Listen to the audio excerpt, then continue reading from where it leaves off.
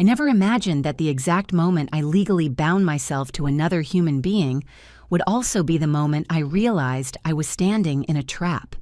But there I was, in a gown that cost more than my mother earned in 3 years, watching Trent, my husband of exactly 45 minutes, throw his head back and laugh. He wasn't laughing at a clever toast or a joyful memory. He was laughing because his father, drunk on scotch and entitlement, had just pointed a thick, manicured finger at my mother and announced into a live microphone that she wasn't a parent but trash.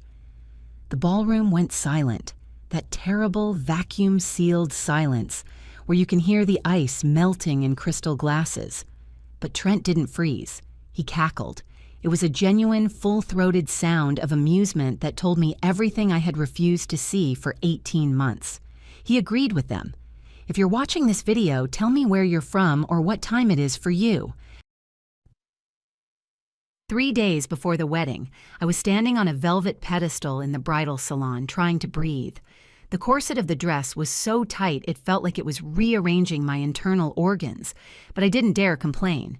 Complaining was for people who paid for their own weddings. I was just the mannequin. I looked at my reflection. The dress was objectively stunning. Hand-sewn lace, seed pearls, a train that pooled around my feet like spilled milk. But when I looked at my face, I looked terrified. I quickly adjusted my expression, forcing a neutral, pleasant smile. I had become an expert at masking my anxiety, burying it deep in my gut where it churned like acid. "It pulls a bit across the hips," Cynthia said. She was sitting on a cream-colored settee 10 feet away, sipping sparkling water that probably cost $10 a bottle. She didn't look at my face. She was staring critically at my midsection. "Turn, Zola, slowly." I turned. I felt like a prize poodle at a dog show. I calculated the rotation carefully, trying not to trip over the layers of tulle. If I tripped, I would look clumsy. If I looked clumsy, Cynthia would sigh. That specific short exhale through her nose that signaled I was failing to be an Alistair. "See that?" Cynthia pointed a manicured nail at my lower back. "It's bunching. Zola, are you slouching? You have this tendency to collapse your shoulders when you think no one is looking. It's a very defeated posture." I straightened my spine until it hurt. "I'm trying to stand straight, Cynthia." "We're just trying to help, dear," she said, her voice dripping with that poisonous sweetness that rich people use when they want to eviscerate you without leaving a bruise. "The photos are forever. You don't want to look back and see that you were slouching, do you? It suggests a lack of confidence or poor breeding." I swallowed the lump in my throat. I wanted to scream that I was slouching because I was exhausted, because I had been working overtime to finish my projects before the honeymoon, and because being around her was physically draining. But I didn't. I just nodded. My mother, Della, was sitting on a small stool in the corner, clutching her handbag like it was a life preserver. She was wearing her Sunday best, a navy blue dress she'd bought at a discount store 5 years ago. I saw her catch her reflection in the tri-fold mirror and shrink into herself. Compared to the ivory and gold of the salon, she looked gray. She looked invisible. Cynthia turned her gaze to my mother. The temperature in the room seemed to drop 10 degrees. "Della," Cynthia said, smiling with her teeth, but not her eyes, "have we finalized your ensemble for the ceremony? I sent over the color palette weeks ago, the champagne and blush tones." Mom cleared her throat. Her hands were trembling slightly. "Yes, Mrs. Alistair, I have a nice dress." "It's a soft blue." I thought. "Blue?" Cynthia cut her off. She didn't raise her voice. She just let the word hang in the air like a bad smell. "Oh, I suppose that could work. Although we are aiming for a cohesive visual narrative. Cohesive is the key word." She looked Mom up and down, her eyes lingering on Mom's shoes, sensible black flats with scuffed toes. I felt a wave of hot shame wash over me, followed immediately by a wave of self-loathing for feeling ashamed of my own mother. Mom had worked double shifts in a school cafeteria to buy those shoes. She had scrubbed floors so I could have braces. She was a warrior, but in this room, under the crystal chandeliers, she just looked tired. "If you're struggling, Della," Cynthia continued, "I could have my personal shopper send over a few options. As a gift, of course. We wouldn't want you to feel out of place in the photos. The lighting can be so unforgiving to lower quality fabrics." "I'm fine, thank you," Mom said softly. Her voice was steady, but I saw her knuckles turn white on her purse strap. "And the hair," Cynthia added, tapping her chin. "Zola, have you booked an appointment for your mother? My stylist at the Pierre has an opening at 7 in the morning. I'll book it. He works miracles with difficult textures." I watched my mother flinch. It was microscopic, but I saw it. "Mom has a hairdresser she likes," I said, my voice sounding thin and childish to my own ears. "Nonsense!" Cynthia waved her hand, dismissing my entire life history with a flick of her wrist. "We want everyone to look polished. Polished, Zola. It's a reflection on Trent, after all." There it was. It wasn't about me. It wasn't about Mom. It was about the brand. The Alistair brand. I stood there, trapped in $5,000 of silk, and said nothing. I just let her steamroll us because I was too afraid to rock the boat 3 days before the wedding. The ride back to the penthouse was silent for the first 10 minutes. I stared out the window of Trent's Audi, watching the city blur by. My stomach was in knots. I kept replaying the scene in the boutique, the way Cynthia had looked at Mom's shoes, the way she had used the word difficult to describe Mom's hair. It made me feel sick. "You're quiet," Trent said, not looking away from the road. He reached over and patted my knee, but it felt mechanical. "Wedding jitters?"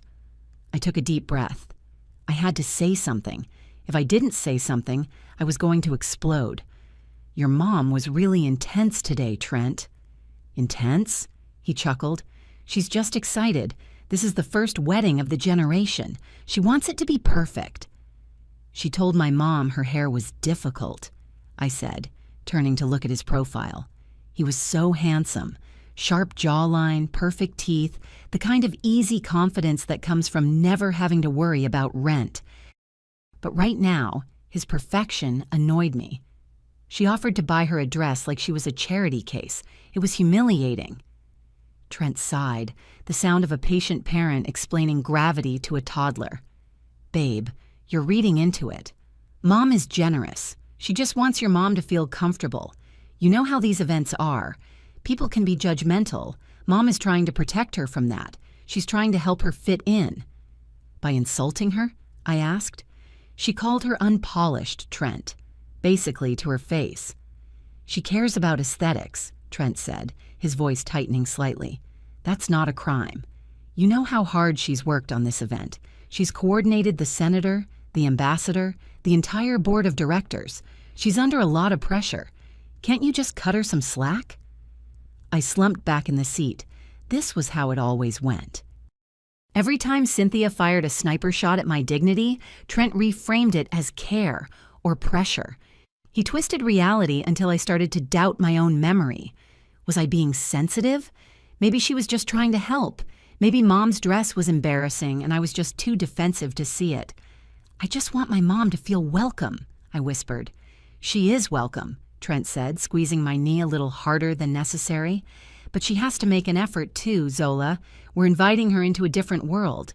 There are standards. It's not about being mean. It's about respect for the occasion." I looked out the window again. Respect. That word tasted like ash in my mouth.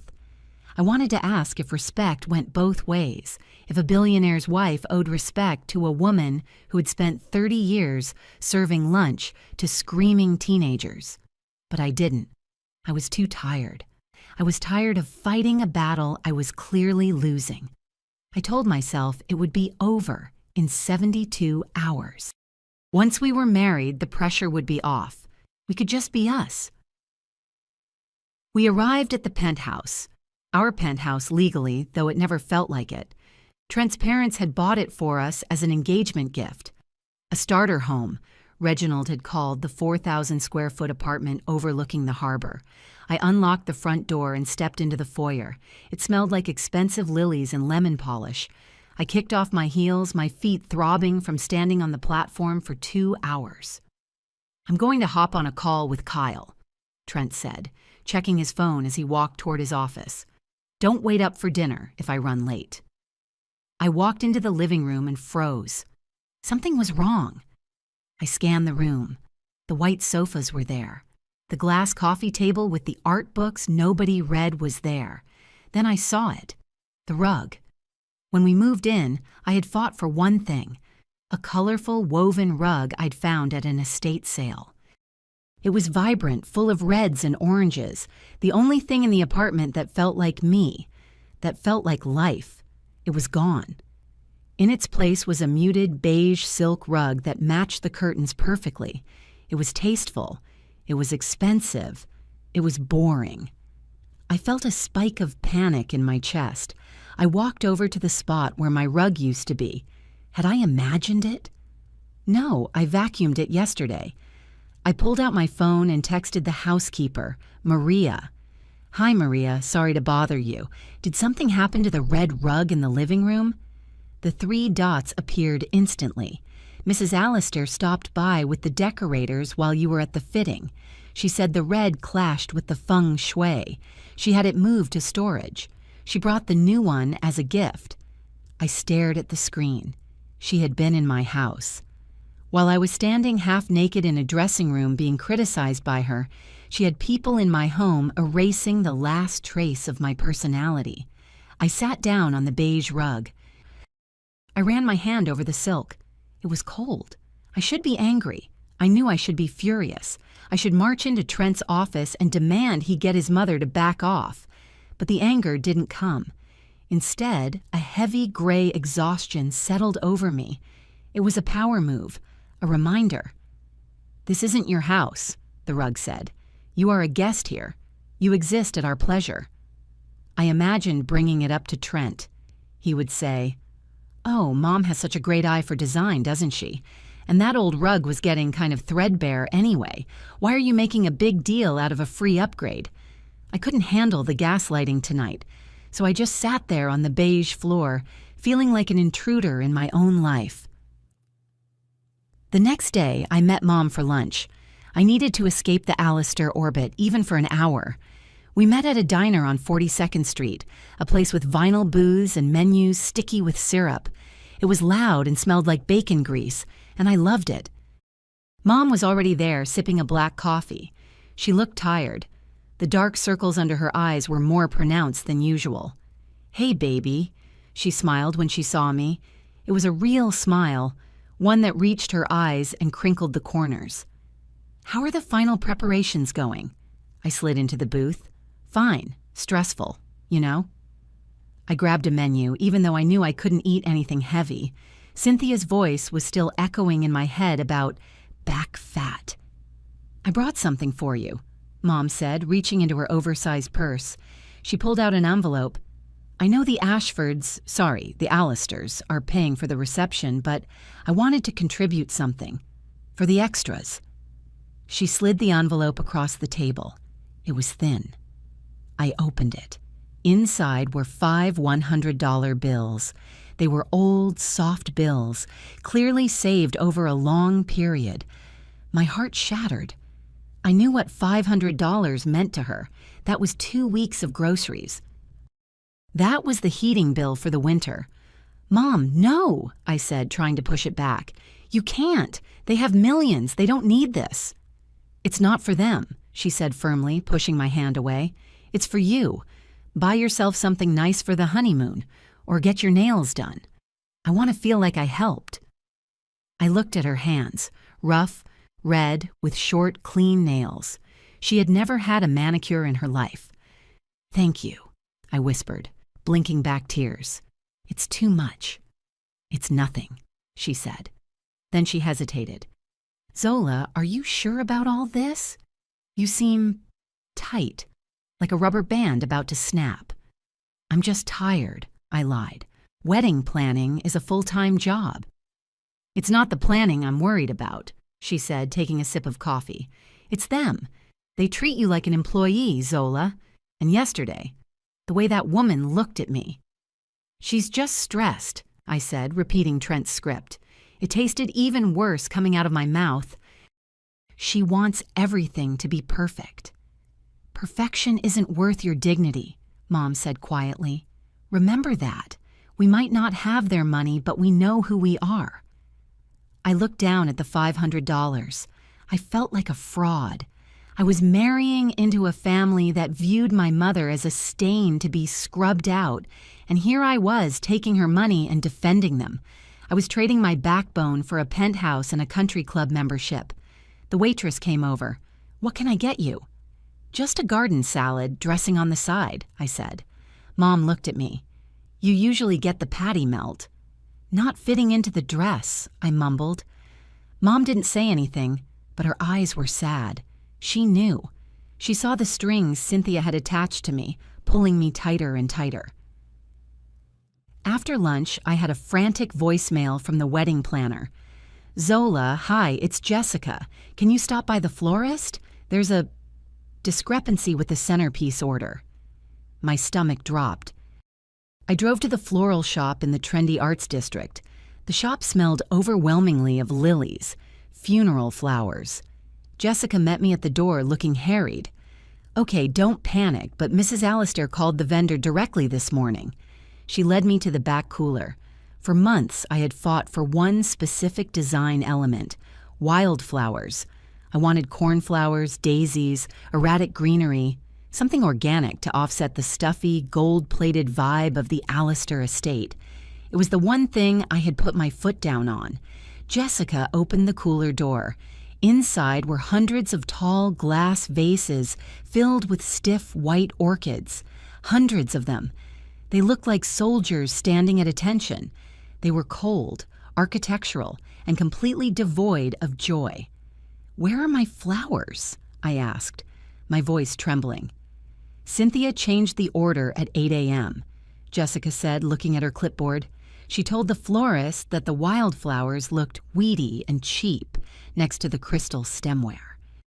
She authorized the upgrade to the white orchids. She paid the difference on her personal card.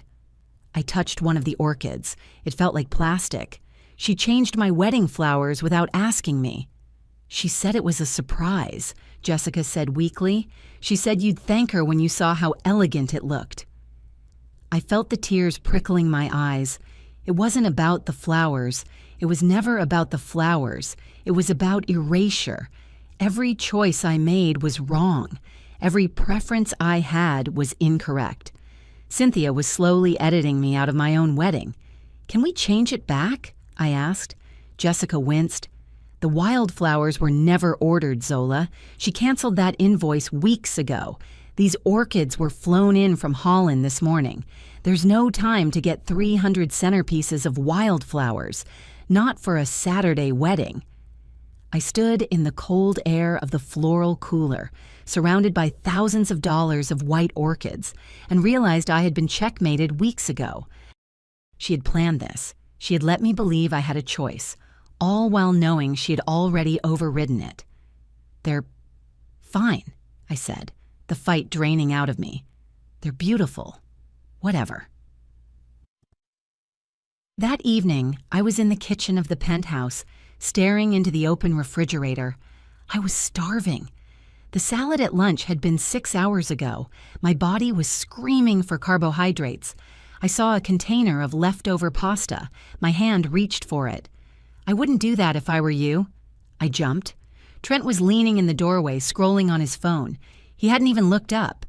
What? I asked, my hand hovering over the Tupperware. The sodium, he said, finally looking at me. Mom sent over that nutrition plan for the final week. Remember? She said salty foods cause bloating. You don't want to look puffy in the close-ups. I stared at him. Trent, I'm hungry. I had lettuce for lunch. Babe, it's 2 days, he said, walking over and gently closing the refrigerator door, effectively shutting me out of my own food supply. Just stick to the plan for 2 more days. Think about the photos you've worked so hard to get in shape. Don't ruin it at the finish line. I'm not ruining it, I snapped. I'm eating dinner. He sighed and opened the fridge again, bypassing the pasta and pulling out a bag of baby carrots and a container of hummus. He set them on the counter. Here, he said, have a snack. But seriously, Zola, Mom knows what she's talking about. She's been on the cover of Society magazines. She knows how the camera adds 10 pounds. I looked at the bag of carrots. I wanted to throw them at his head. I wanted to scream that I weighed 125 pounds and that I was hungry. But I didn't. I was too afraid of being the difficult bride, the unpolished girl from the wrong side of the tracks who couldn't control herself. Fine, I whispered. I took the bag of carrots. Trent kissed my forehead. That's my girl. You'll thank us later. You're going to look amazing. He walked back to his office, leaving me standing in the $300,000 kitchen, gnawing on a raw carrot like a rabbit, feeling my stomach growl and my resentment burn. The next morning, 48 hours before the ceremony, the doorbell rang. It wasn't a chime. It was a heavy, authoritative gong that echoed through the penthouse foyer. I opened the door to find Reginald Allister filling the frame. He was a large man, broad-shouldered and red-faced, always smelling of expensive cologne and scotch, even at 10 in the morning. He held a thick manila envelope under one arm. "Zola, there's the bride," he boomed, stepping inside without waiting for an invitation. He took up space in a way that made the air feel thinner. "Trent around?" "He's at the gym," I said, pulling my robe tighter. I felt exposed. "Can I get you some coffee, Reginald?" No time. Golf tee time in an hour." He marched into the living room and tossed the envelope onto the glass coffee table. It landed with a heavy thud that vibrated through the floor. "Just need a quick signature. Standard paperwork. We forgot to get this sorted last month with all the chaos." I stared at the envelope. "What is it?" "Just the prenup, sweetheart. Boilerplate stuff. Keeps the lawyers happy." He laughed, a booming sound that didn't reach his cold, watery blue eyes. "You know how they are. They'd have us sign a contract to breathe if they could." My stomach turned over. A prenup. We had discussed it vaguely months ago, but Trent had said, "Don't worry, my dad handles the business side. It'll be fair." I sat down and opened the envelope. The document was an inch thick. I started reading the first page. The legalese was dense, weaving a web of conditions and clauses. I scanned the section on dissolution of marriage. It stated that in the event of a divorce filed within the first 10 years, the spouse, me, would leave with exactly what she entered the marriage with, which was 0. I looked up at Reginald. He was checking his watch, tapping his foot on the beige silk rug. "Reginald, I probably should have a lawyer look at this," I said, my voice shaking. "I don't really understand some of these terms." He stopped tapping. He looked at me with a mix of amusement and irritation, like I was a vending machine that had eaten his quarter. "A lawyer?" "Zola, honey. The wedding is in 2 days. We have 400 guests flying in.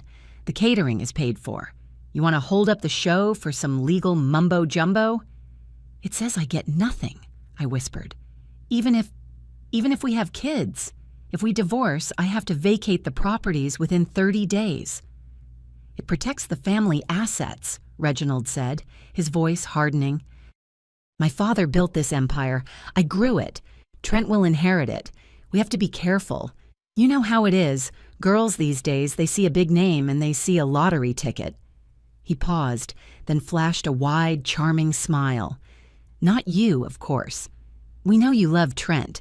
That's why this is just a formality. If you're in it for love, the money doesn't matter, right?" It was a trap.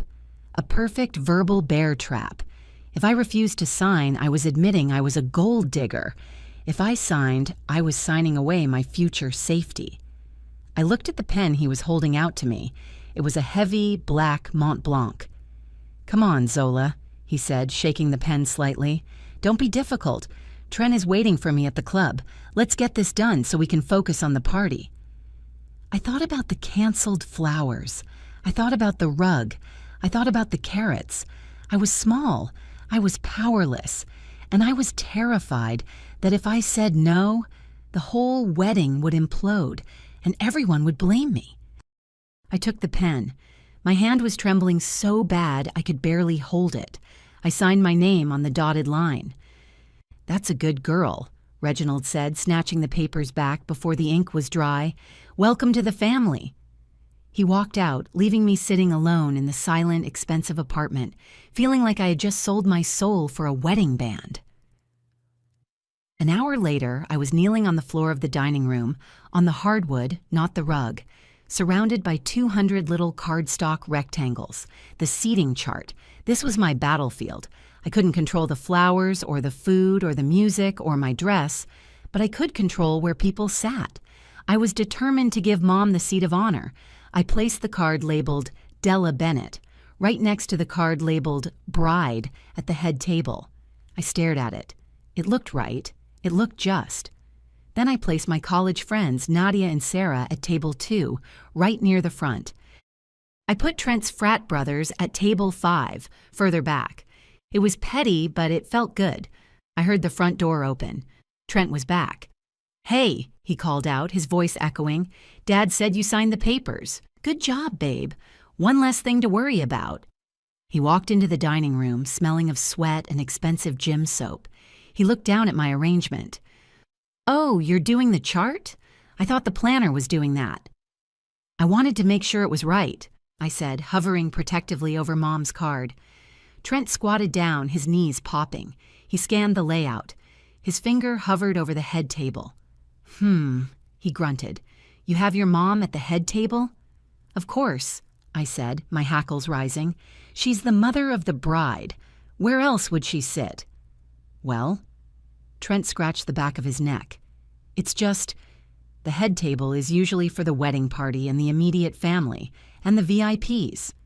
She is immediate family," I said sharply. "Right, obviously," Trent said quickly, raising his hands in surrender. "But Dad invited Senator Miller and his wife, and the ambassador. Mom was thinking we should put them at the head table. It's a networking thing, Zola. It's huge for the firm if Dad can get FaceTime with Miller." "So you want to bump my mother for a senator?" I asked. "Trent, she's flying alone. She doesn't know anyone else here.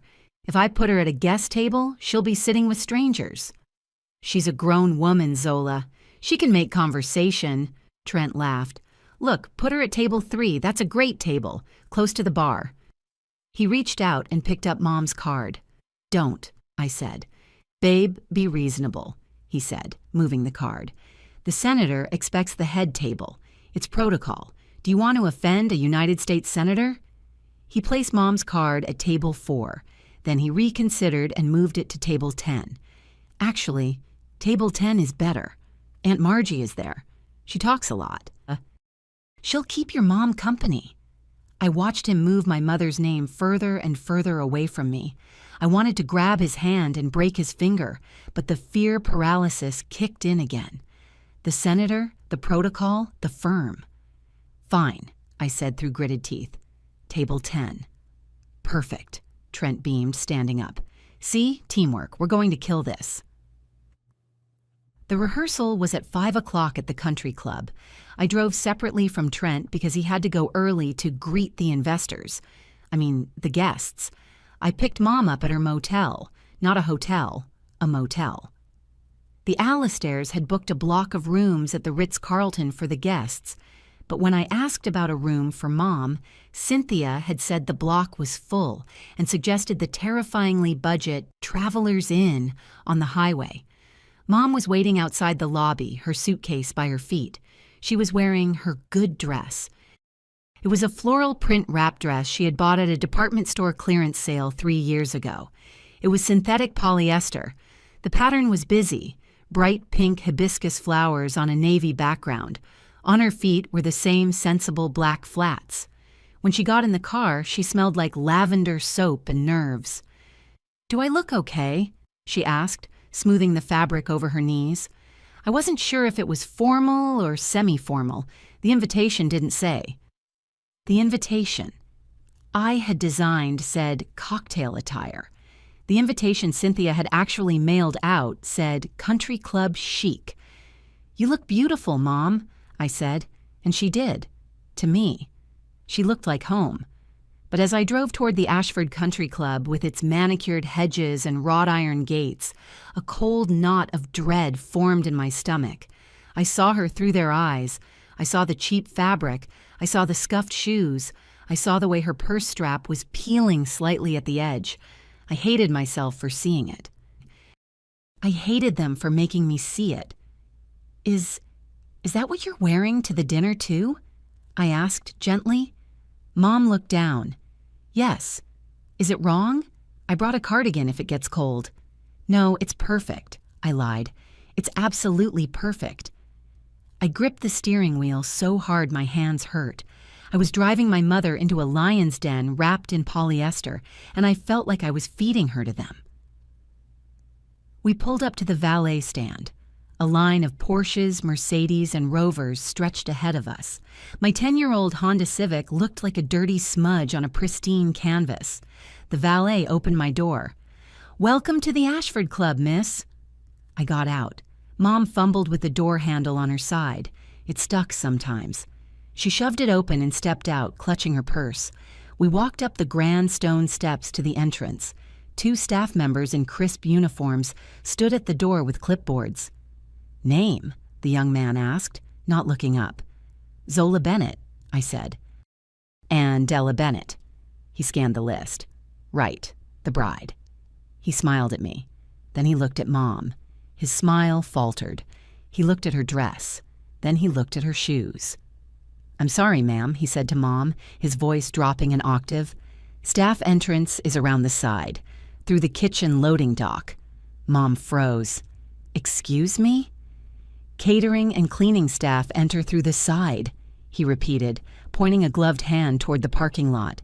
"Guests only through the main doors." "She is a guest," I snapped, my voice loud. "She's my mother." The young man blinked. He looked at Mom again, clearly confused that someone dressed like that could be the mother of the bride in a place like this. "Oh, my apologies," he mumbled. "Please go ahead." My face was burning. I grabbed Mom's arm and pulled her through the doors. Inside, the lobby was a cavern of marble and gold leaf.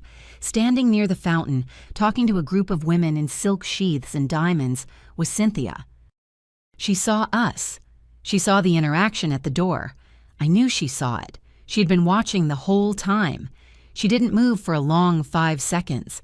She let the humiliation settle into Mom's skin like dust. Then she glided over. "Della," she exclaimed, her voice echoing. "You made it. And look at you. So colorful." She turned to her friends. "Ladies, this is Zola's mother. She's come all the way from— where is it again? The city?" "The Heights," Mom said quietly. "Right," Cynthia smiled. "How quaint. Well, come in, come in. The bar is open. Although," she leaned in close to Mom, lowering her voice just enough that everyone could still hear, "you might want to check your lipstick, dear. It's a bit smeared on your teeth." Mom's hand flew to her mouth. She looked mortified. "I'll show you to the ladies' room," I said, grabbing Mom's hand. I glared at Cynthia. She just winked at me. The dinner was held in the solarium. 80 people. White linens. Silverware that weighed more than my phone. Mom and I sat at a table near the back. Not the head table. The head table was occupied by Reginald, Cynthia, Trent, the senator, the ambassador, and their wives. Mom didn't complain. She sat quietly, eating her lobster bisque with careful precision, watching the other guests. She looked small. Halfway through the main course, Reginald stood up. He tapped his spoon against his wine glass. The room fell silent. "Friends, family, distinguished guests," he began, his voice booming without a microphone. "Thank you for joining us to celebrate the union of my son, Trent, and his lovely bride, Zola." He gestured vaguely in my direction. He didn't look at me. "You know," Reginald continued, swirling his scotch, "the Allister name stands for something in this state. It stands for excellence. It stands for legacy. My father, William Allister, built this family from the ground up." He launched into a 10-minute monologue about the Allister history. He talked about their real estate holdings. He talked about Trent's Ivy League education. He talked about the strong genetic stock of the family line. When we look at Trent, Reginald said, beaming at his son, we see the culmination of generations of careful planning. He has the Allister jaw, the Allister brain, and the Allister values. He raised his glass. To Trent, for continuing the legacy, for choosing a path that secures the future of this family. Here, the room chorused. I waited. I waited for him to mention me, to mention my family, to mention that a marriage is two people, two histories coming together. He didn't. And to Zola, he added as an afterthought, for joining the team. Light laughter rippled through the room, joining the team, like I was a new junior associate. He never mentioned Mom. He never acknowledged that she had raised me alone, that she was sitting right there. He erased her. He erased us. I looked at Trent. He was beaming at his father, raising his glass high. He loved this. He loved being the prince. He didn't even notice that his bride was being treated like an accessory. Under the table, Mom reached over and squeezed my hand. Her palm was rough and warm. She was comforting. After the speeches, I couldn't breathe. The air in the solarium felt like it was made of wool. I'll be right back, I whispered to Mom. I practically ran to the bathroom. It was a palace of marble and gold fixtures. I locked myself in the handicap stall and leaned against the door, gasping for air. You are an imposter, my brain screamed. You don't belong here. They hate you. They're just tolerating you. I heard the main door open. Voices. High heels clicking on the tile. Did you see the mother? A voice asked. I recognized it. It was Trent's Aunt Margie. Oh my God, another voice laughed. The dress. It looked like a shower curtain. And the way she eats, Margie continued. She held the soup spoon like a shovel. It's painful to watch. I honestly don't know how Trent does it. He's blinded by the, well, you know, the second woman giggled. The physical. But honestly, imagine the grandchildren. You can't breed out that kind of background in one generation. Cynthia is a saint, Margie sighed. She offered to pay for a stylist, you know. The woman refused. Pride. Poor people always have such prickly pride. Well, at least the wedding is tomorrow, the second voice said. Then they can ship the mother back to whatever squalor she crawled out of, and we can pretend she doesn't exist. Squalor. The word hit me like a physical slap. Squalor. My mother's clean, cozy apartment filled with books and plants, my mother's warm hugs, my mother's life. Squalor. The door opened and closed. They were gone. I sank to the floor, pressing my hands over my mouth to stop the sob that was ripping its way up my throat. The stall door rattled. Zola? It was Nadia, my college roommate and bridesmaid. Go away, I choked out. Open the door, Z, now. I unlocked it. Nadia slipped in. She was wearing a sleek black dress, but her face was fierce. She saw me on the floor and dropped to her knees, disregarding her expensive stockings. I heard them, she said, her voice hard. Those bitches. They're right, I wept. I don't belong here, Nadia. Look at me. I'm a fraud. I let them treat my mom like garbage because I'm too scared to lose Trent. You are not a fraud, Nadia grabbed my shoulders. You are smarter and kinder than everyone in this building combined. And Trent, if he doesn't see that, he's blind. He doesn't defend us, I whispered, the truth finally coming out loud. He never defends us. Then why are you marrying him? Nadia asked. It was the question. The only question that mattered. Because, I said, wiping my eyes, everything is paid for. People are here. I can't stop it now. It's a moving train.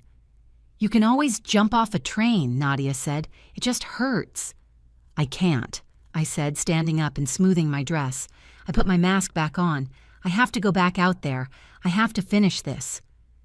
I walked to the mirror and fixed my makeup. I looked at my reflection.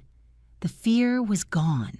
replaced by a cold, hard knot of something else, something that felt dangerously like hatred. We drove back to the hotel in silence. The rehearsal dinner had left a metallic taste in my mouth, a mixture of adrenaline and bile.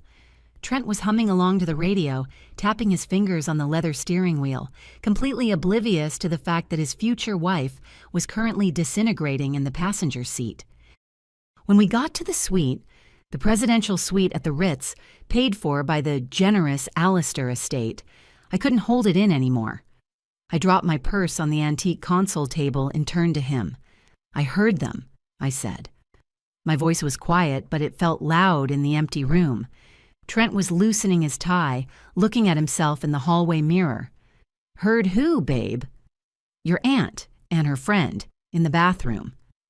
I wrapped my arms around myself, trying to stop the shivering that had started in the car. "They called my mother's home squalor. They called her dress a shower curtain. They said we needed to breed out my background." Trent stopped unbuttoning his shirt. He turned to me, his expression shifting from relaxed to mildly annoyed.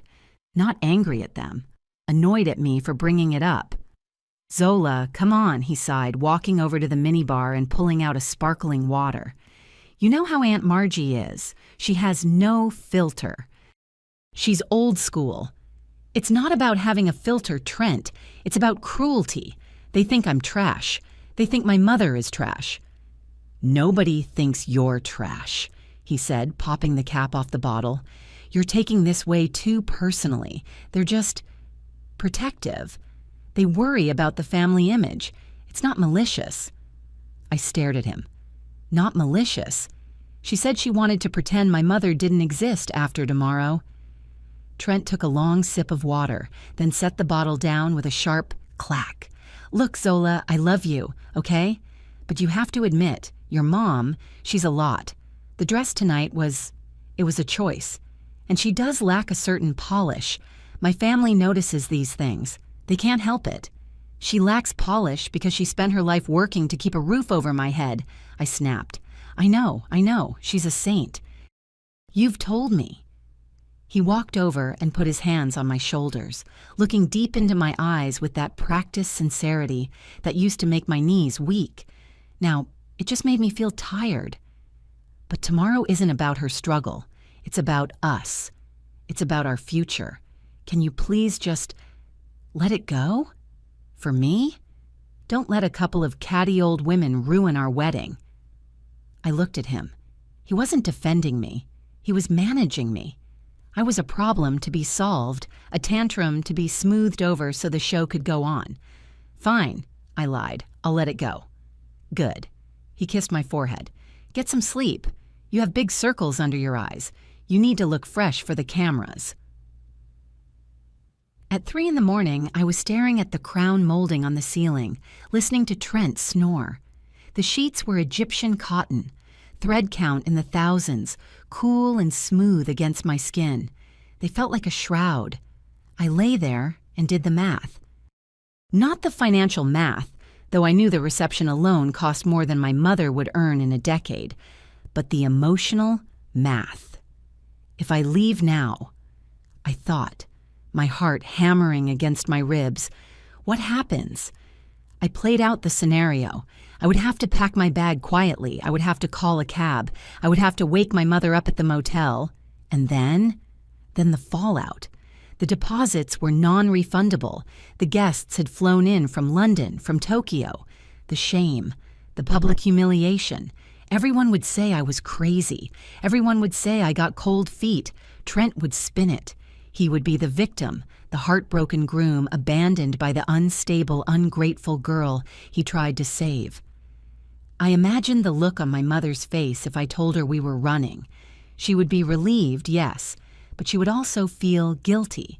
She would blame herself. She would think her poverty had ruined my happiness. I rolled over, looking at Trent's sleeping face. He looked innocent in his sleep.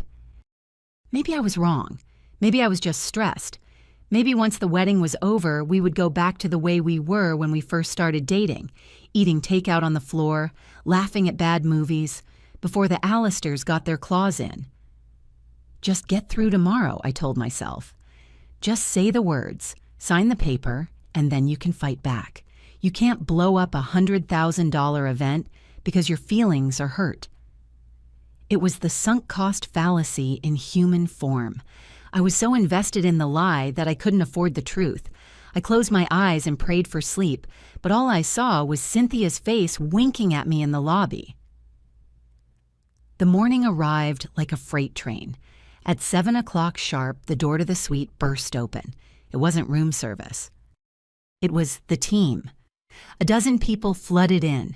Hairstylists, makeup artists, lighting assistants, a videographer, and a photographer named Marco, who wore a scarf indoors and looked at me like I was a piece of furniture that needed reupholstering. "Light is terrible in here," Marco announced, not saying hello. He started moving lamps around. "Bride, move to the window, sit on the chaise, look pensive." I sat on the chaise. I was wearing a silk robe that said Mrs. Allister on the back in rhinestones, a gift from the bridesmaids I hadn't chosen. "Chin up," Marco commanded, snapping away. "No, too much. You have a shadow under your jaw. Lift. Higher. Good. Now look happy. You're getting married, darling, not going to a funeral." I forced a smile. My face felt stiff. "Can I get some coffee?" I asked a passing assistant.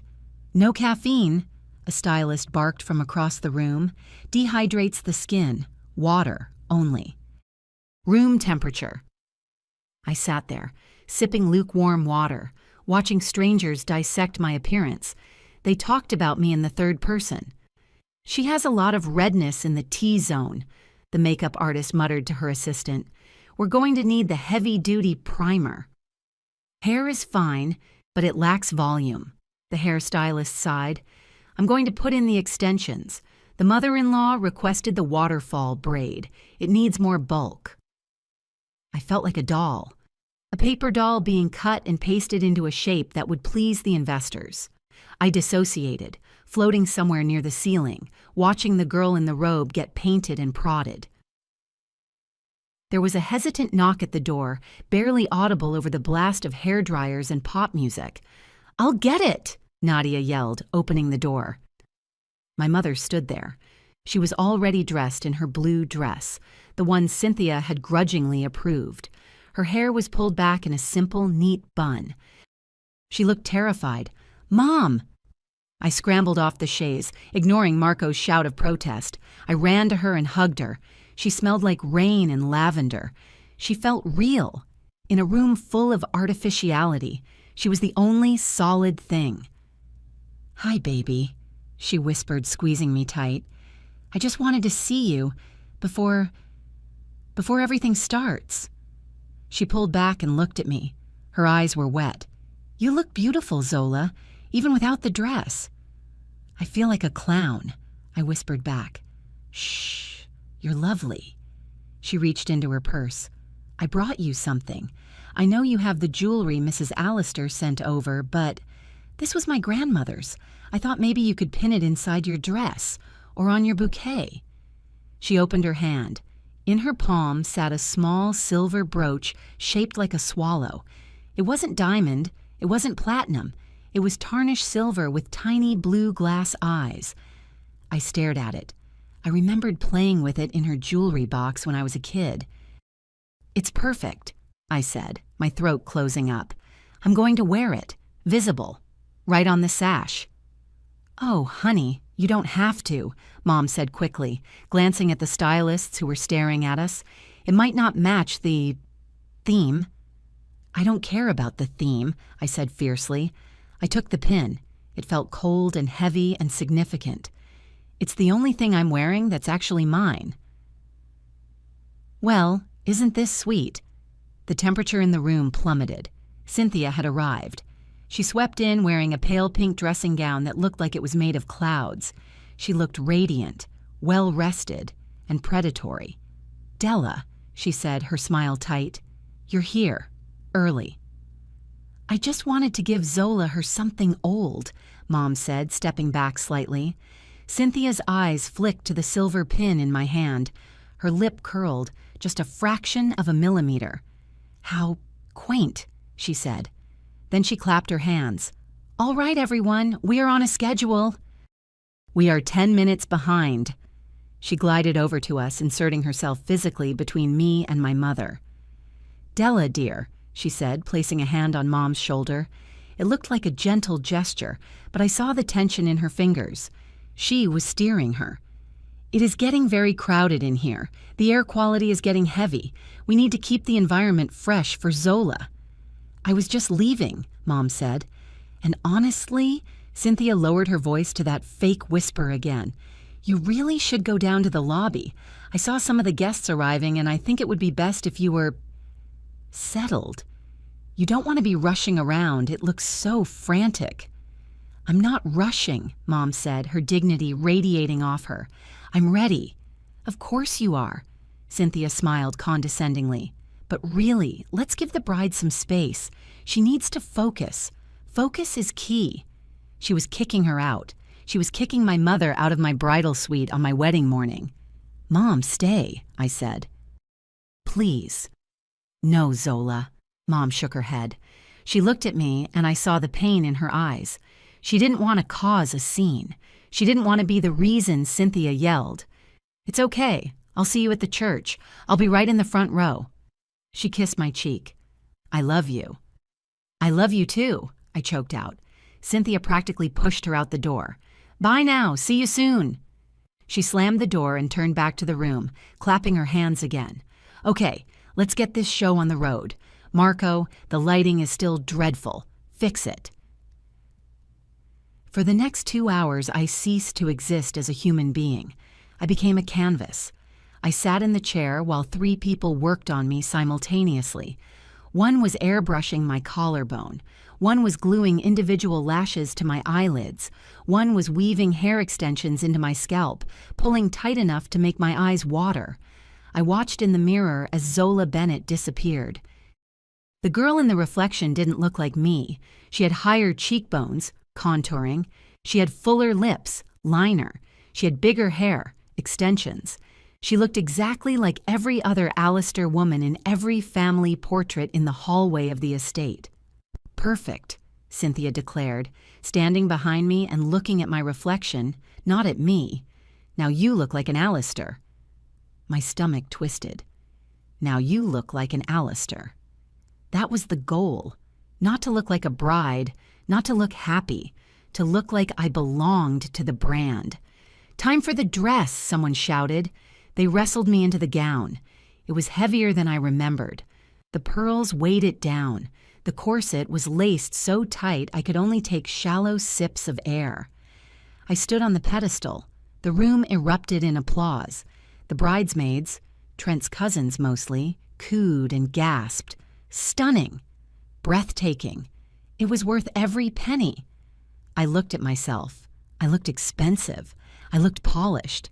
I looked like a stranger. I reached for the silver swallow pin on the table. Oh, honey, no! Cynthia's hand shot out and intercepted mine. She plucked the pin from my fingers. We can't put that on the silk. It will snag the fabric. And silver clashes with the cream pearls. It disrupts the palette. I want to wear it, I said, my voice barely a whisper. Put it in your purse, Cynthia said, handing it to Nadia. You can wear it to the brunch tomorrow. Today is about the aesthetic. She turned me toward the mirror and adjusted my veil, pulling it forward so it obscured my face slightly. There, she whispered. Flawless. I looked through the mesh of the veil. The world was soft and blurry. I felt like I was underwater. I was drowning, and everyone around me was applauding the way I sank. The doors to the sanctuary of Holy Trinity Cathedral were 12 feet high, made of solid oak, and weighed more than my car. When the coordinator pushed them open, the sound of the organ blasted out like a physical force, hitting me in the chest. This is it, I thought. The point of no return.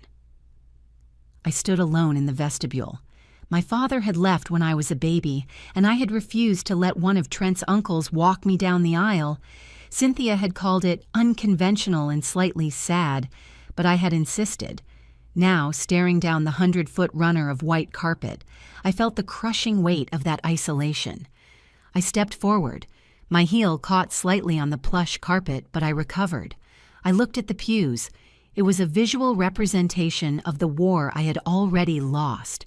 On the right side, the groom's side, it was a sea of designer millinery, dark suits, and faces I recognized from the society pages. There were 300 people there. They were packed shoulder to shoulder, a solid wall of wealth and influence. They turned to look at me, their faces polite, assessing. They were appraising the merchandise. Was the dress expensive enough? Did I walk with enough grace? Was I worthy of the investment? On the left side, the bride's side, it was a barren wasteland. There were maybe 40 people scattered across the first few rows, my co-workers from the marketing firm, looking uncomfortable in their off-the-rack suits, my 3 college friends, and my mother. She was sitting in the front pew, right on the edge. She looked tiny in the vast, cavernous space. She turned to look at me, and her face crumbled into a smile of such pure, unadulterated love that I almost stopped walking. She was crying. Not the delicate dab the corner of the eye crying that Cynthia would do later for the cameras. Real, messy tears. Sight start. She was holding her hands over her heart sight 106. I focused on her. I used her face as my anchor. Just walk to Mom, I told myself. Ignore the hundreds of strangers judging your silhouette. Just walk to Mom. But as I got closer, I had to look past her. I had to look at Trent. He was standing at the altar looking devastatingly handsome in his custom tuxedo. He was smiling. But as I got closer, I saw his eyes. They weren't misty. They weren't filled with awe. They were scanning the crowd. He was checking the attendance. He was looking at the senator in the 3rd row. Sight start. He was working the room even while standing at the altar site 104. I reached the steps. The smell of the expensive lilies, thousands of them, was suffocating. "Who gives this woman?" the priest asked. Nobody answered, because I walked alone. I stepped up to Trent, and he took my hand. His palm was sweaty. "You made it," he whispered. "Not you look beautiful, just an acknowledgement that I hadn't run away." The ceremony was a blur of Latin and liturgy. We had chosen the traditional high church service because Reginald insisted it carried more gravitas. I knelt on the velvet kneeler. My knees cracked loudly in the silence. I felt heat rush up my neck. The priest, a bishop who played golf with Reginald, launched into a sermon that felt less like a celebration of love and more like a merger announcement. "Marriage," he intoned, his voice echoing off the vaulted ceiling, "is the bedrock of society. It is the uniting of families, the securing of legacies." He talked about duty. He talked about procreation. He talked about the sacred obligation to uphold the family honor. He didn't mention kindness. He didn't mention friendship. I looked at Trent. He was staring straight ahead, his jaw set in a look of serious concentration. He was performing the role of the pious groom. Does he even know me? The thought floated up through my brain like a bubble. Does he know I hate this music? Does he know I'm allergic to this much incense? Does he know I'm terrified right now? "Do you, Trent James Allister, take this woman?" "I do," Trent said. His voice was strong, projected perfectly for the acoustics of the room. A performance. "Do you, Zola Marie Bennett, take this man?" The silence stretched for a second too long. My tongue felt swollen. Every instinct in my body was screaming, "Run!" My heart was beating so fast I thought I might pass out. I looked at Mom in the front row. She was watching me intensely. She knew. She saw the hesitation. Her eyes widened slightly. If I ran now, I would destroy her. I would humiliate her more than she had already been humiliated. The Allisters would blame her poor raising for my flightiness. "I do," I whispered. "Louder, please." The bishop smiled gently. "I do," I said, forcing the sound out of my throat. "I now pronounce you man and wife." Trent leaned in. He kissed me.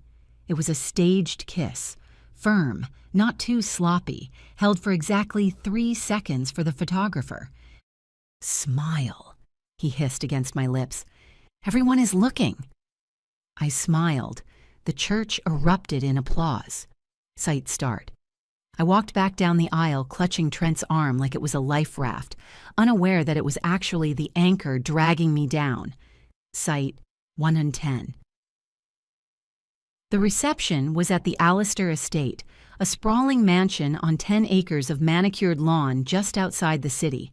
It was the kind of place that had a name, the Pines, and a gate code. The ballroom was magnificent. I had to give them that. The white orchids I had hated were everywhere, cascading from the ceiling, climbing the pillars. It looked like a winter wonderland. It was cold, expensive, and perfect. We did the entrance. The DJ announced Mr. and Mrs. Trent Allister, and 500 people cheered. We went straight into the first dance, then the parents' dance, then the cake cutting. I was being shuttled from one photo op to the next. Stand here. Hold the knife. Look at the senator. Laugh. An hour passed. The cocktail hour was ending and dinner service was about to start. I realized I hadn't seen my mother since the church. "Have you seen my mom?" I asked Trent as we walked toward the head table. "Della?" "No," Trent said, waving at a cousin. "She's probably mingling, getting a drink. Don't worry about her, Zola. She's a big girl." "I need to find her," I said. "I want to make sure she found her table." "Babe, sit down." Trent pulled out my chair at the head table. It was a throne, basically. "They're about to serve the first course. You can't be wandering around. It looks disorganized." "I just want to check." "Zola." His voice dropped to that warning tone. "Sit down. The cameras are on us." I sat. I scanned the room.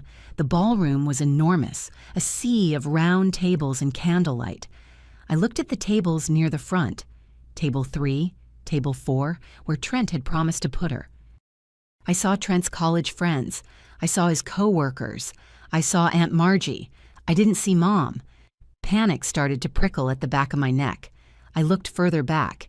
Table 10, Table 12. Nothing. "I have to go to the bathroom," I lied. "Now?" Trent groaned. "The soup is coming." "I'll be quick." I stood up before he could stop me and walked quickly away from the head table, my dress swishing around me. I didn't go to the bathroom. I circled the perimeter of the room, scanning faces. I passed the bar. A group of men were standing there, loosening their ties, laughing loudly. I recognized the laugh. It was Trent's best friend, Kyle, and Trent. He must have slipped away while I was scanning the crowd. I stopped behind a large pillar wrapped in ivy. I wasn't trying to eavesdrop, but I heard my name. "She looks incredible, man," Kyle was saying. "Seriously, you did good. The dress is... wow." "Yeah, she cleans up nice," Trent said. He sounded relaxed, drinking a scotch. "My mom had to do some serious work on the styling, though. You should have seen what she wanted to wear. Some vintage trash." "Hey, as long as she's hot," another guy laughed. "But seriously, Trent, the family? The mom? Are you worried about, About what?" Trent asked. "The stock," the guy said, lowering his voice, but not enough. "I mean, your dad was saying the mom is a cafeteria lady? You aren't worried that the lack of pedigree is going to show up in the kids? Regression to the mean?" My breath caught in my throat. I stood frozen. They were talking about my future children like they were breeding racehorses. "My dad says, as long as we raise them, Allister, it'll be fine," Trent said. He swirled his drink. "We just have to make sure they don't spend too much time with the grandmother, right? Don't want them picking up bad habits, like poverty." The group erupted in laughter, and Trent laughed with them.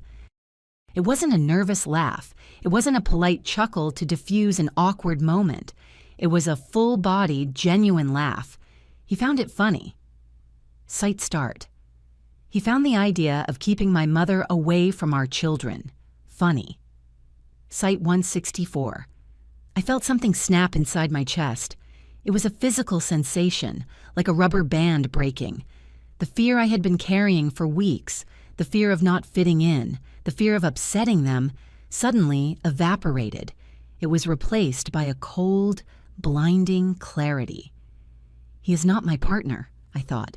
He is my enemy. I backed away from the pillar before they could see me. My hands were shaking, but not from nerves anymore, from rage. I needed to find Mom, now. I walked past the middle tables, past the back tables. I reached the very edge of the ballroom, near the swinging doors that led to the kitchen. Sight start there, in the shadows, tucked behind a large decorative fern that blocked the view of the stage, was table 18, site 122. It was a small table, clearly an afterthought. It wasn't even fully set. It was missing the floral centerpiece. And sitting there, completely alone, was my mother. She was staring at her hands folded in her lap. Sight start.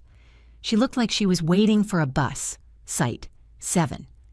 The table was so close to the kitchen that every time the servers kicked the doors open with trays of food, a blast of hot air and noise hit her. I walked up to the table. My shadow fell over her. She looked up. Her eyes were red. She had been crying, but she had wiped her face and reapplied powder. "Zola," she said, her voice trembling, "what are you doing back here? You should be at the head table." "This is where they put you?" I asked. My voice sounded strange, calm, deadly. "Table 18? By the kitchen?" "It's fine," she said quickly, reaching for my hand. "Really, honey, it's fine. Mrs. Allister said they needed the other seats for the diplomats. I don't mind. I have a good view of... Well, the fern is nice." She was trying to joke. She was trying to protect me on my wedding day, even while sitting in the dark.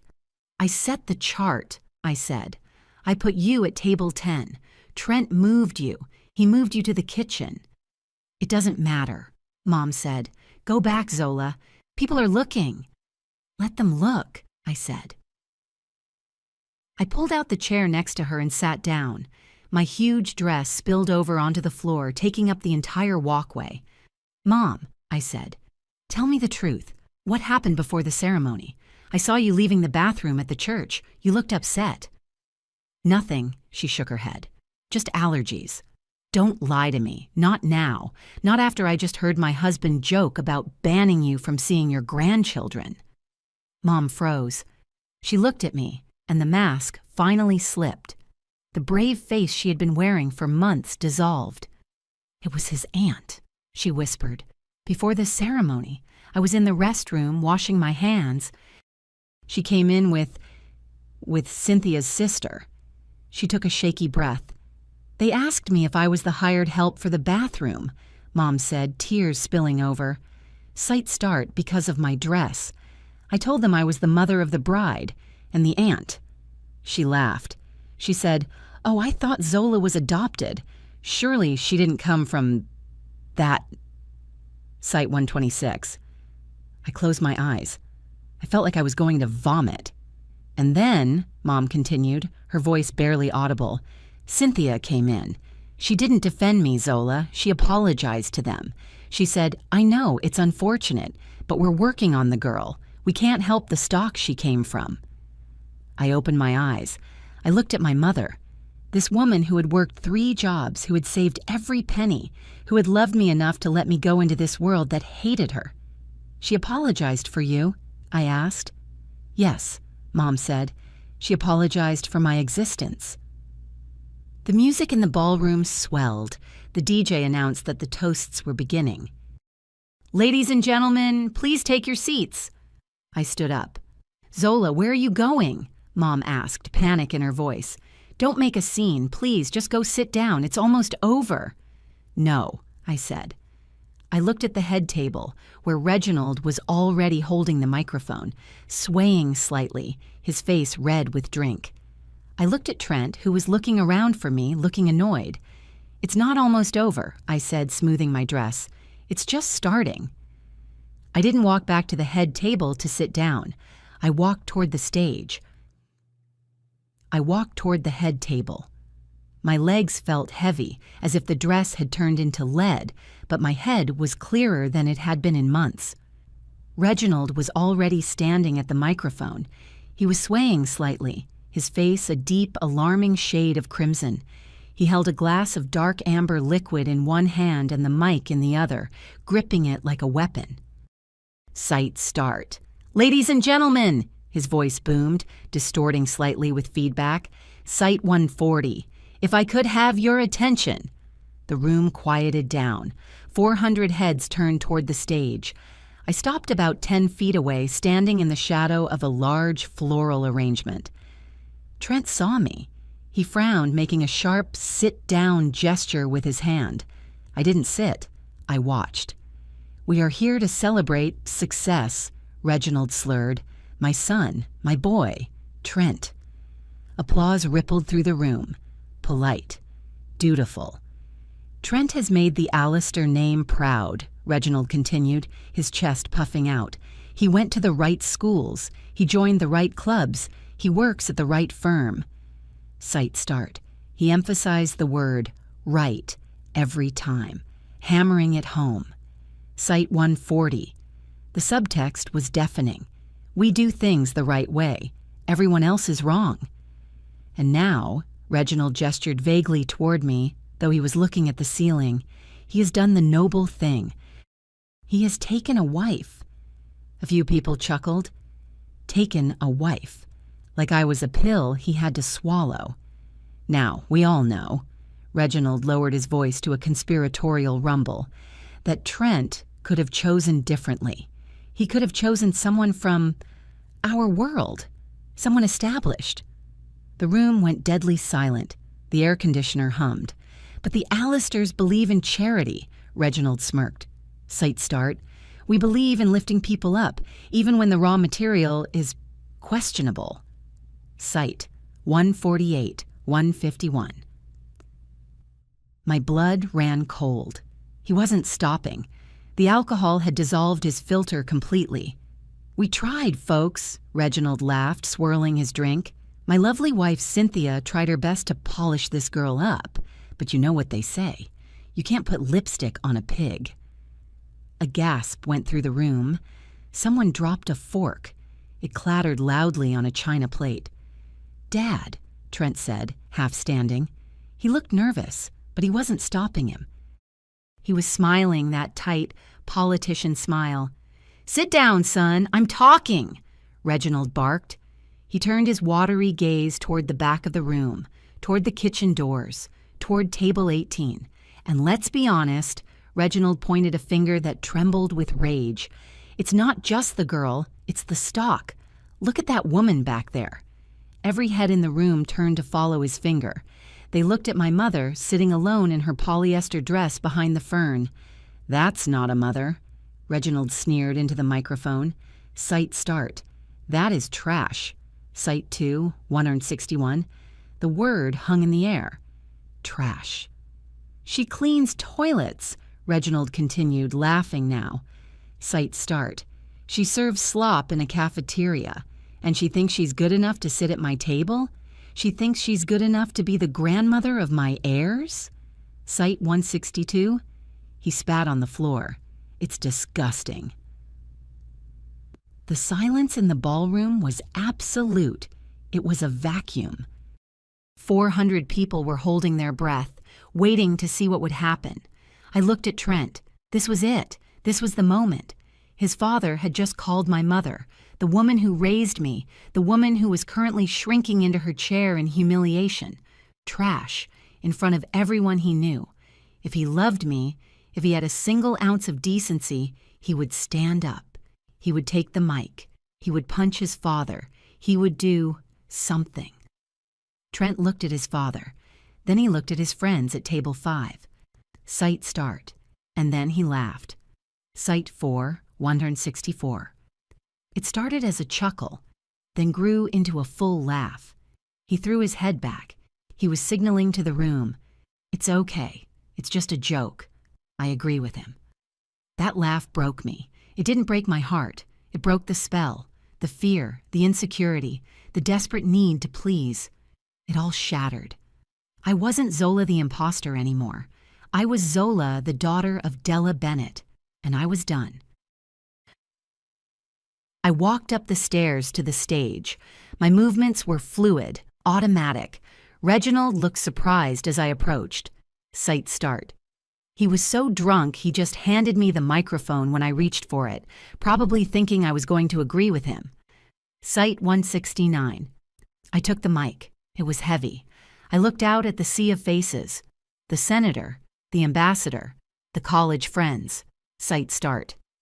This wedding is over, I said. Sight 171. My voice didn't shake. It was amplified by the speakers, booming off the walls. Zola, what are you doing? Trent stood up, his face flushing red. Give me that, you're drunk. I'm stone cold sober, Trent, I said, turning to him. Sight start. And I am leaving, because I will not stay married to a man who laughs when his father calls my mother trash. Sight 173. It was a joke, Trent hissed, reaching for my arm. Sight start. You're overreacting. Don't embarrass me. Sight 174. Embarrass you? I stepped back. Sight start. Your father just humiliated a woman who has more dignity in her little finger than your entire family has in this estate. Sight 179. I turned back to the crowd. Get out, I said. Sight start. Go home. Eat the cake. Drink the wine. I don't care. But the marriage is canceled. Sight 180. Cynthia shrieked from her seat. You can't do this. The money, the reputation. I don't care about your money, I said. And as for your reputation, I think you just ruined that yourselves. I dropped the microphone. It hit the floor with a deafening thud. Pandemonium erupted. Sight start. People were standing, shouting, filming with their phones. Sight 182, 194. I walked off the stage and headed straight for the kitchen doors. The crowd parted for me like the Red Sea. They looked at me with fear. I reached table 18. Mom was standing up. She wasn't crying anymore. She looked different. Her shoulders were back. Her chin was up. Let's go, Mom, I said, taking her hand. Not yet, Mom said. Her voice was calm, unnervingly calm. Sight start. There is one thing I need to do first. Sight 189. She turned and walked toward the center of the room. Mom, no, I whispered. Let's just leave. Richard, Mom called out. She used Reginald's legal first name. Her voice carried without a microphone. Sight start. It was the voice of someone used to being obeyed. Sight 2A1. Reginald was stumbling down the stairs. Get that woman out of here. Security. You called me trash, Mom said, walking toward him. She didn't look like a cafeteria worker anymore. She looked like a queen. You said I wasn't fit to be near your family. You aren't, Reginald spat. You're a nobody. Sight start. My name, Mom said, is not Della Bennett. That was my grandmother's name. Sight 190.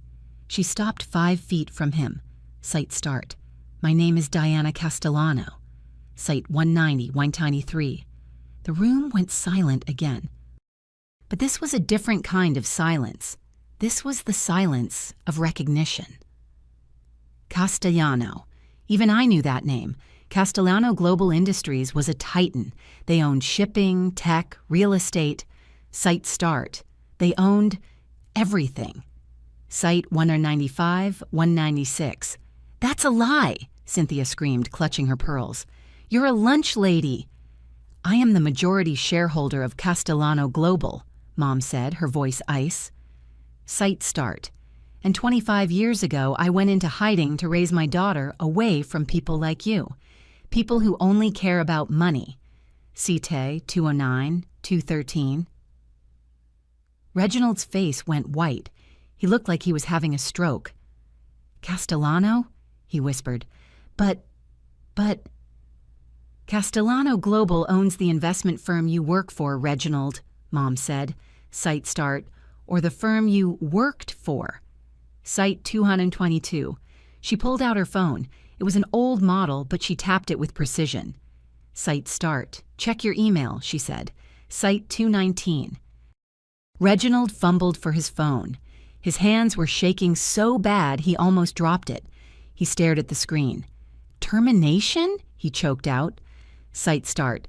Effective immediately? You can't do this. I have a contract. I have tenure. Site 223. You have a morality clause, Mom said. Site start. Publicly abusing the chairman's family tends to violate that. Site 223. She turned to Trent. And you, she said. Trent was backing away. I didn't say anything. It was him. Site start. You laughed, Mom said simply. Site 282. Site start. And Whitmore Capital, your firm, manages my pension fund. It accounts for 40% of their portfolio. Site 229. Trent's phone buzzed. He looked at it. He looked sick. That's your boss, Mom said. Site start. I suggest you answer it.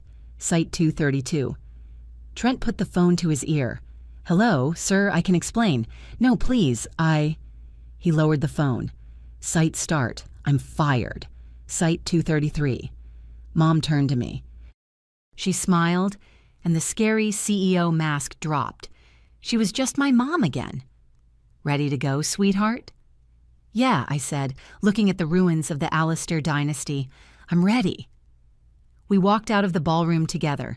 Behind us, Cynthia was sobbing, Reginald was shouting into his phone, and Trent was standing alone, holding a device that no longer rang.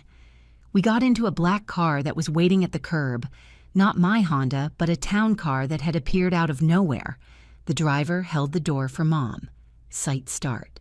Home, Mrs. Castellano? He asked. Site 253. Home, she said. 3 months later. It's been 90 days since the wedding from hell, and honestly, life is unrecognizable. The divorce, or rather, the annulment, was finalized last week. Trent tried to fight it. He tried to claim emotional distress and sued for a settlement.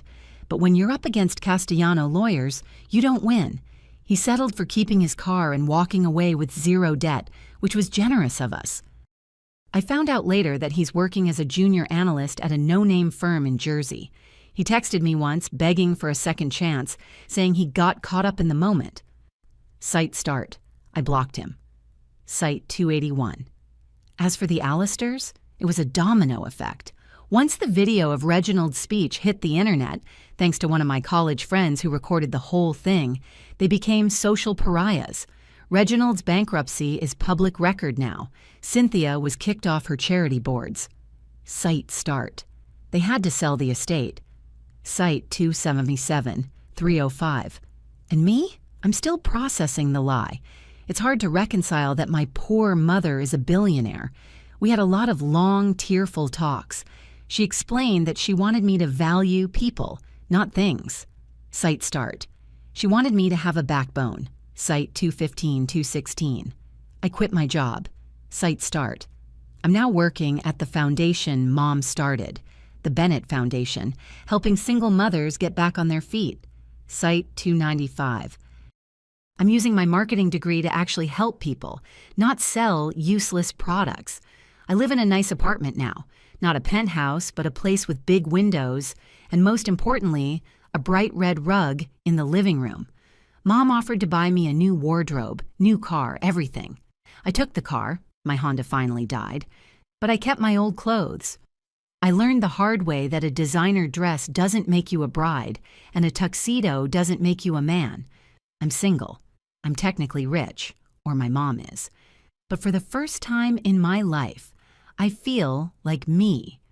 And that's worth more than the entire Allister fortune combined. If this story resonated with you, leave a like and consider subscribing. You can also drop any comment below, even just one word. Maybe tell me where you're watching from, or what time it is right now.